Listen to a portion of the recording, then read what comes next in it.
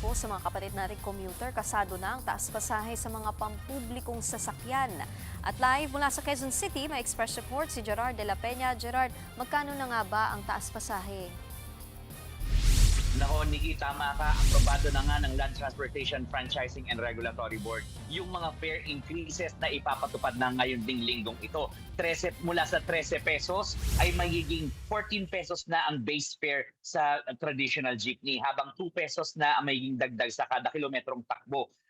Matatandaan natin na ang unang pisong dagdag na pasahe noong 2023 ay provisional lamang, kaya ito naging 13 pesos. Kaya effectively, ang resulta ay 2 piso ang talagang itinaas dahil magiging permanent na ito. So 14 pesos yung sa traditional jeepney. Sa modern PUV naman, Nikki, 2 piso ang nadagdag sa minimum fare. Kaya ang kasalukuyang 15 pesos ay magiging 17 pesos na. May dagdag ding 20 centavos sa kada kilometrong takbo na ngayon ay 2 pesos and 40 centavos na. Ang mga ordinary city buses naman o yung mga Metro Manila bus, maliban sa mga bumabiyahe sa EDSA busway, 2 piso rin ang dagdag sa minimum fare, kaya magiging 15 pesos na ito. Ang kada kilometrong takbo naman ay naging 2 pesos and 49 centavos naman o may dagdag na 24 centavos. Ang mga aircon city buses naman, ang kasalukuyang minimum fare na 15 pesos ay magiging 18 pesos na.